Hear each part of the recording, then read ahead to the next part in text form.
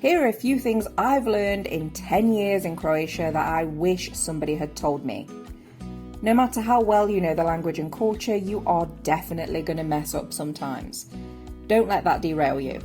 Those old Dalmatian words that grandma taught you are just not going to help you in Zagreb, and saying kaj instead of šta or što is going to be equally unpopular in Split or Dubrovnik. If you're from the diaspora and you move here, one of the biggest mistakes you can make is thinking that you know everything. It's really easy to be a loud, chest-beating patriot from Australia, America, Canada, wherever. Things are a little bit different here, and if you come here with a chip on your shoulder, you're going to be in for a little bit of a tough ride. Just be open-minded and accept that perhaps your experience is a little bit different to those who are living in and are from Croatia. My next point is stress. Yes, obviously stress exists all over the world, but Croatia has a little bit of a different breed of stress, and that specifically relates to bureaucracy. If you're from a country that isn't particularly heavy on documentation, ID cards, photocopies that are no older than 6 months, and of course the infamous stamp, the red tape here is going to come as a little bit of a shock.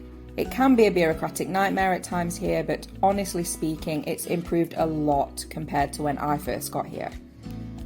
Croatia has taught me what it really means to appreciate something.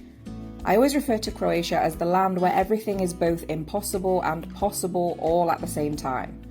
It's a really paradoxical country where someone who can barely speak Croatian can become Prime Minister, and of course I'm not going to name names. And it's also a place where Zagreb's central tax office cannot issue you a tax document. So when things go wrong here, they can be really frustrating, but they often also go right and end up being more simple than you expected them to be. And when that happens, the appreciation is just crazy and it makes the whole world seem amazing. If you're used to friendly and helpful government employees, be prepared to be met with the total opposite here. The employees of state institutions in Croatia have earned some very funny and very creative nicknames over the years, and for a very good reason.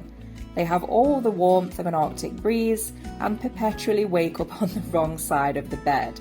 Of course, there are exceptions to this, but again, it's the exception and not the rule.